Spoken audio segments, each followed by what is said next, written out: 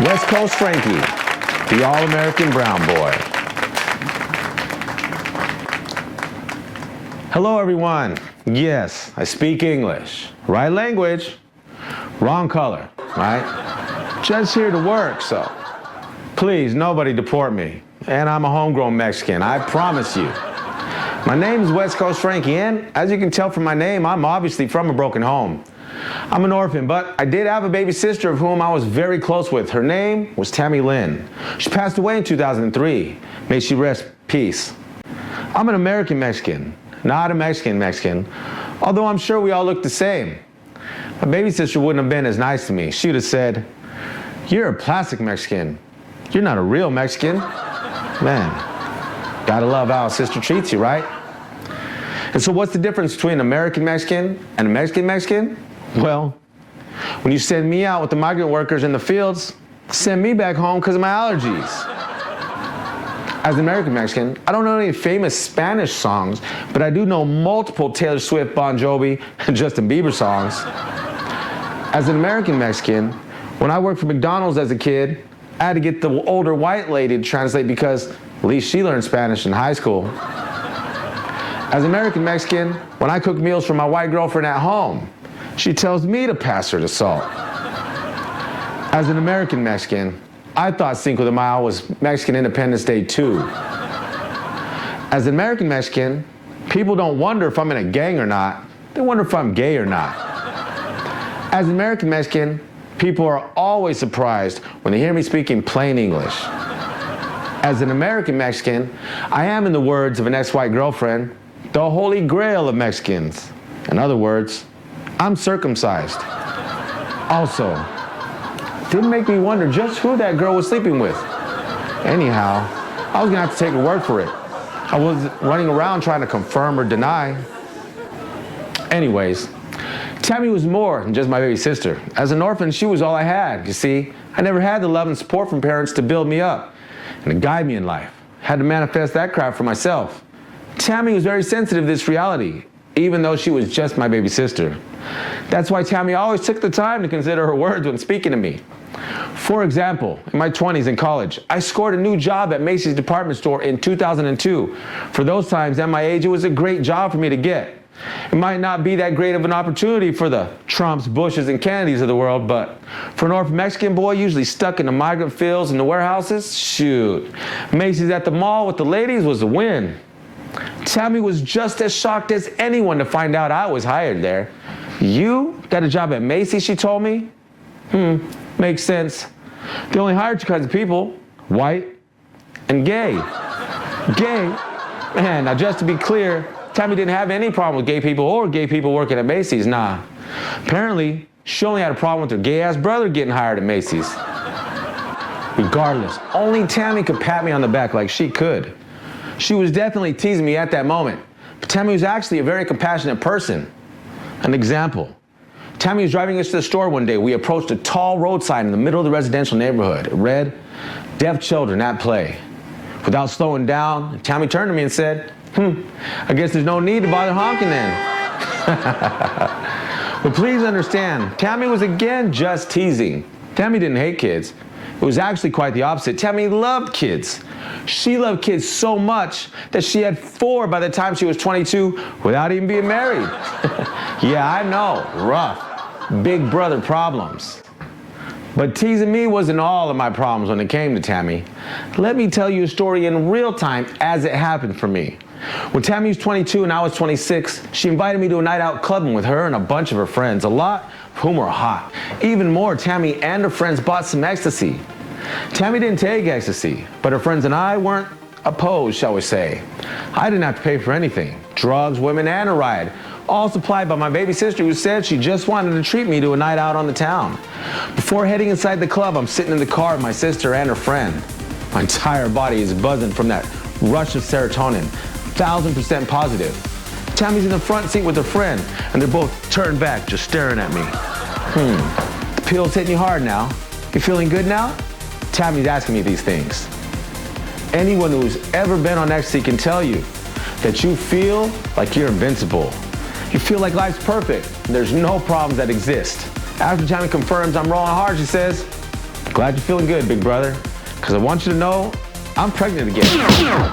Wait, what? Oh, man, yes. That is exactly how my baby sister let me know she was pregnant with her 4th child at 22 without being married.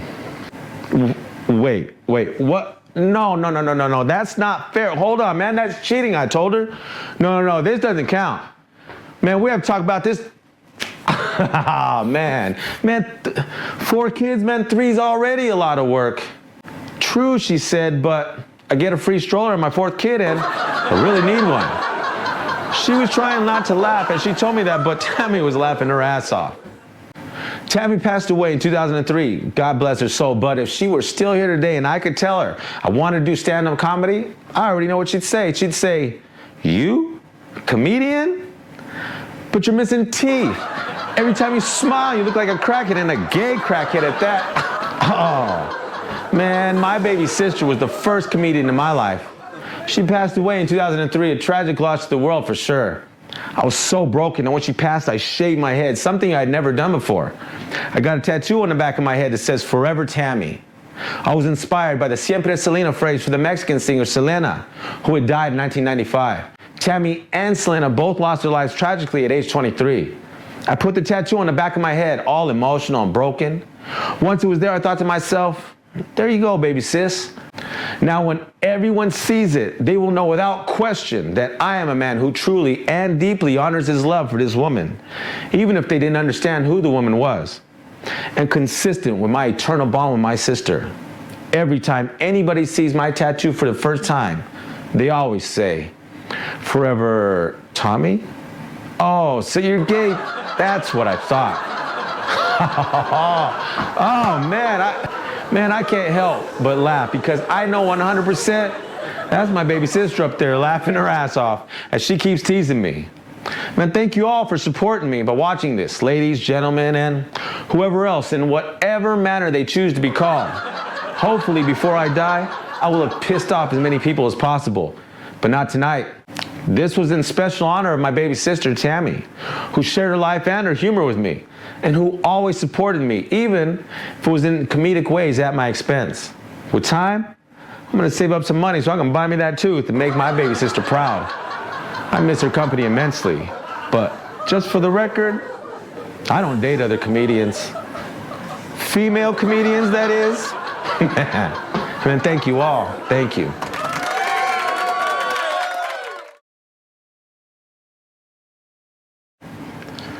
I was an orphan, living in the streets well before I was 18 years old. Unfortunately, on my 18th birthday, I was set up and framed for a crime I didn't commit. Even though there was no violence, force, coercion, or deception in my case because of our complex legal system, I ended up doing 7.5 years in prison. I'm currently making a video that covers that experience in addition to the rest of my life. For now, I just want you to keep in mind the general experience of life I had at the time of this story that I'm about to share with you all. It's the first story of my first experience with Las Vegas and why I've stayed connected to it ever since. The time was early November 2002. I was just released from prison the year before. I was 26 years old, but because I'd spent time locked up, I was truly barely just an 18-year-old kid. I hadn't the life or adult experiences yet at that time. Before I was orphaned and moved to another state, I'd been close with a grandmother while living in California. In 2002, I was in Washington State, and she was in Tucson, Arizona. Well, Marana, actually a suburb connected to Tucson. My grandmother, Hope, was tragically ill. She wasn't expected to live to Thanksgiving, which was less than a month away at the time. As an orphan, my childhood sucked, but there were a few people who made the difference for me. My grandmother was definitely on the top of that list. I hated that I had to miss so much time with her. I was heartbroken when my Tia Lupe called to tell me the news. I quickly made plans, bought a car, opened up a map. For all of you 25 years or younger, maps at that time were made out of paper, sometimes laminated in books or pamphlets. The general public didn't access the GPS, internet, or smartphones like we do these days. I was 26, but I was still just an orphan kid with no life experience. I didn't know what to expect or how to plan for a trip across country by myself. My sister and girlfriend tried to convince me to fly, but the house in Marana was about 20 minutes outside the city in the desert. I didn't want to end up stranded in a crowded house or unable to travel if I needed to. My grandmother was my mother when I lived in California, and she often reached out to me when I was away. Nothing was going to stop me from getting to her side, so on I went. I didn't understand maps or roads. I thought that, like math, the most direct path from one point to another is a straight line. I drove off from Pasco, Washington. I went down from Pendleton to McDermott, Nevada. Slept a few hours in my car, then I drove down to Tonopah until reaching Las Vegas for the first time in a country brown boy's life. I had thought when plotting my course on the map that I would love to see it on the trip. I drove down the strip and around the city for a few hours. I was truly mesmerized and impressed with the city. Notably though, I felt though I was at home, if that makes any sense. After hours of cruising Vegas, it was late. It was just past midnight when I started snaking my way up slowly to the Black Canyon to cross the Hoover Dam into Arizona. The night was crisp and clear. The entire Nevada desert was clear during my trip. I had never seen stars like that with my naked eye. From one side all the way up and down the other side, no matter where I looked, and there were stars everywhere. The moon was visible. It was mostly full. And there was a pup of a coyote who was in the middle of the road, just trotting up without a care in the world. I slowed almost to a stop. Then I just followed and enjoyed the moment until the pup ran off back into the desert. It was one of those jeweled moments that can only be found on such a road trip. I knew at that moment that Las Vegas and its surrounding areas would again be in my future. When I arrived in Tucson, I was greeted by my Tia Lupe. Just like my grandmother, when I was young and in California, my Tia Lupe was always alongside my grandmother, loving and looking out for me. I hadn't seen either of them for almost 10 years. It was a bittersweet visit. My Tia warned me that sometimes Grandmother Hope would wake up and not even recognize her or her other daughters or sons. Leaving the world sucks for sure. Of course, if you really think about it, coming into the world isn't all romance and roses either. Anyhow, my Tia walked to my grandmother's side to wake her. I stood at the foot of the bed. "Someone's here to see you, Mom," my Tia said. Then my grandmother said in a weak voice, "I feel like I'm dreaming." "Why?" my Tia said. "Because it looks like little Frankie's here with me." Us orphan brown boys are really just big old softies. My grandmother's words at that moment are more valuable than my coyote pup moment or all the other words ever spoken in my life. Grandmother Hope, may she rest in peace. I salute you and all you do, truly. But if you're still listening to me, please cover your ears for the rest of the story. Sorry, Grandma. Little Frankie grew up and went to Vegas. Man. I stayed about 2 weeks, and my grandmother was still alive when I left. I'm forever grateful to have had those last moments with her. I had a girlfriend at that time, and we were living together, but she didn't want to go on that trip for a variety of reasons. We didn't have a lot of money for such a long trip. I crunched numbers, and in 2002, I had a full tank of gas and $50 left in my pocket when I reached Las Vegas on my way back home. Also, side note, since then I've been to Vegas numerous times. Every time I drove to Tucson to visit family, I would stop overnight on the way there and on the way back. As I began having more money and taking more Vegas trips just for Vegas, I began to learn it more.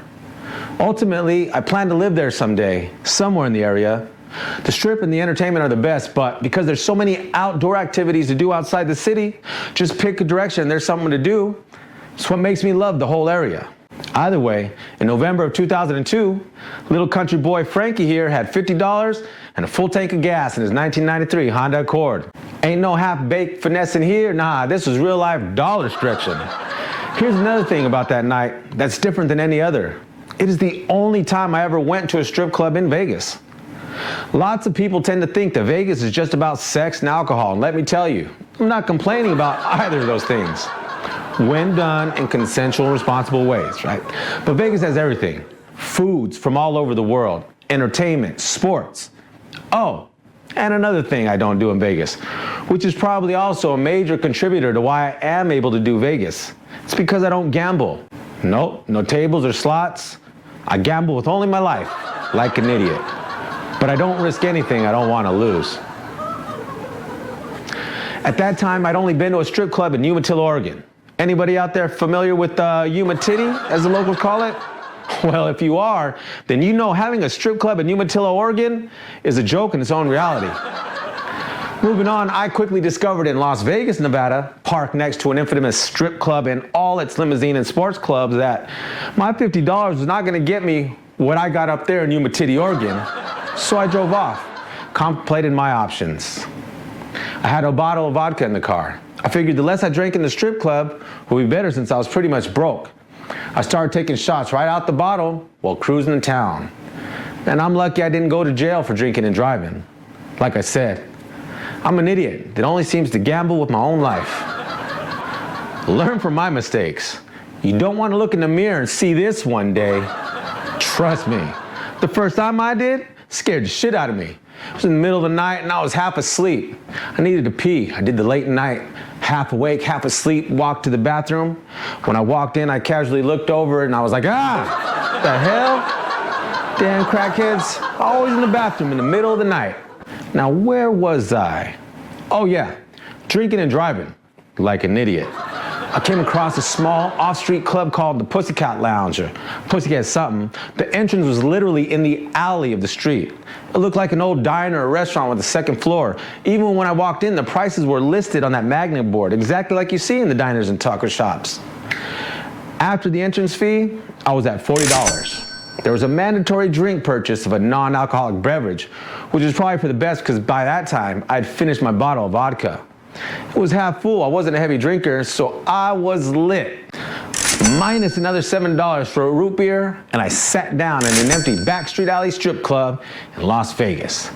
I have now $13 in ones and a $20 bill. The place was tiny. It was just a small rectangular stage with a pole in the middle and heavy curtains covering the back. There were seats along the front of the stage, and there was just a row with booths on either side, just like you'd see in a diner or a taco shop. In one of the booths opposite the side I was at, there was a guy with another girl talking at the booth. She's there working at the club. When I sat down in the booth, the girl on stage had walked off and we were waiting for the next. It wasn't long at all that the music started bumping again and out came the next woman. Now, I agree I was in Vegas for the first time and was drunk off my ass, but this girl was fine as fine can be. She was so fine, I didn't have to think about it before I realized that the lower half of my body had stood me up and took me over to the front of that stage. Is that the liquid courage people talk about? As for her details, irrelevant. On that night, she was her and I was he. Mr. Don Quixote himself wouldn't have had it any other way. Since nobody else was in the club, she came over and began dancing personally for me. The way the stage was set up, there was a thin bar table across 8 inches or so lower than the stage floor, which ran along the entire front. I had my elbows resting on the bar and the table and I was looking up at her. So where she was standing up on the stage, she had to like squat down and look to face me. My drunk ass was so like, you're so beautiful, you're so gorgeous. I was probably drooling when I was saying those things. She just laughed like, you're cute, you're cute. I wasn't familiar with strip clubs. I was like, how do you tip? She says, what do you mean, how do I tip? I said, well, like, how do I give you the money? She said, well, how do you want to give it to me? I said, with my mouth. Hey, she just shook her head and was like, you're cute again, give me one of those. She said, okay, put it in your mouth. I was like, what? She said, yeah. I folded it up, put it in my mouth. It was barely sticking out a little bit. I was like, okay. She's like, nah, pull it out. And so, you know, it was folded the long ways and I had it out and it was pretty long. And remember, she's up from me. So I put it in there and I'm waiting and she comes dancing, doing whatever she's doing and her legs are opening, shutting.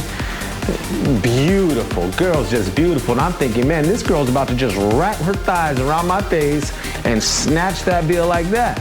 So she's just getting closer and her thighs going open and shut. And I'm like, oh, this is the best strip club I've ever been to, right? And she keeps coming up and when she got up, boom, she snatched it, twirls around, takes my dollar and starts dancing. I was like, oh, sneaky girl. Sneaky girl, okay. Hey, 12 more of those, where that came from. So, the game is on. 12, 11, 10. In my head, I'm like, I'm drunk off my ass, but I'm well aware of my count. I'm also aware of the reality of the situation, that I'm gonna end up alone. So, there we are, playing the game. And my count's going down. I'm thinking, man, pretty soon I'm gonna be broken out of here, man. And that's gonna suck. But I might as well make the most of it. And so one of the times that she's coming, I'm thinking to myself, man, I at least gotta have a taste. Man, I was a little younger. My apologies for my youthful exuberance, but I just wanted a friendly taste. So as she got closer, I leaned in to touch my lips to her body, and she caught me with the quickness and was like, oh, and I was like, oh. Number one, because I felt dumb, and number two, because I knew I wasn't getting that chance again. And I was like, oh, she was on to me the whole time. Man, she's a working girl. She knows what time it is. She says, that's illegal. I said, oh, that's okay, I won't tell. I'm not worried about it, right? No snitches here. She says, nah, she says, you're cute though, you should go up and get a room. Now, I had seen the prices and I knew that it was $140 for an hour of her time in that up room. And I knew I didn't have that $40. I acted like I didn't know. I said, oh, how much is that? She said $140, and I said, I don't have that. And at this point, all I have is the $20 left. She says, how much do you have? I said, $20. You know that sound at the party when someone bumps the DJ table and the music stops and everybody looks? That's exactly the look on her face when I told her I had $20 in my pocket. She was like, what? She goes, that's not even enough for a lap dance, which was $40, and I did know about this too. I said, I know, I'm sorry. She said, hey, what if I go talk to management and see if I can give you a lap dance for $20? I said, that would be great. Of course I would do that. Yes, man, thank you. Yes, I would do that, man. You're great. You're the best. She says, okay, wait here. I'm gonna go out back. She turned around. I'm just admiring her figure, and she walks off and slips between them curtains. And the second as she disappeared, boom, I was up and gone. Hell no, you ain't getting my lap $20. Man, I'm not no fool. Shoot, I was out of there. I already gave her 30. You know, so I took off, left, and in my mind, she's gonna be running out with her high heels, throwing it at me. I don't know why I felt like this. I felt like an ass, really, but I hurried up to my car and I drove off. She didn't come out. I didn't see her again, and I left. So there I am with $20, a full tank of gas, all the energy in the world, and nobody to share it with. I ended up waking up the next morning with the meanest hangover in the backseat of my car at some random parking lot, 7-Eleven, somewhere in the city. I had no idea where I was at. I was in pain. I had no money to get home. I was hungry. I called my girlfriend Lorena. God bless her soul. And I had to figure out how to get home, and I had to tell her the situation. I didn't want to tell her the truth. I remember when I called her, I said, oh man, the car broke down and I need some money. She says, man, we don't have any more money right now until payday. I said, I know, but I'm stuck. I'm trying. Can you borrow it or something and then just send it and we'll pay it back? She says, well, I'll try to figure it out, but where are you? Where'd you break down at? I said, in Vegas. She said, what? And I said, oh, I'm in Vegas. I don't know why I thought that if I said Vegas instead of Las Vegas, that it would be perceived as different. But I said again one more time, Vegas. She said, you're calling me because you're telling me that you need money because the car broke down in Las Vegas. I said, look, Lorena, if you want to argue about this when we get home, well, then we can do that, okay? But right now, I'm hungry, I got a headache, I'm stranded, the car's broken, I don't know anybody here. Can you just get me home, or what? What's going on here? Do you really want to argue about this right now? Dead silence. But it wasn't a click, so I still had hope. Call me in a few hours. Click. Oh, God bless her soul. So, eventually got some money sent there with a very upset girlfriend. I had never been more excited about driving home to a woman ready to kill me. Anyhow, I've been going back to Las Vegas ever since. And I suggest that if you haven't, then you need to go too. And if you have, we'll plan that next trip, as I will be. See you there. Subscribe for more content.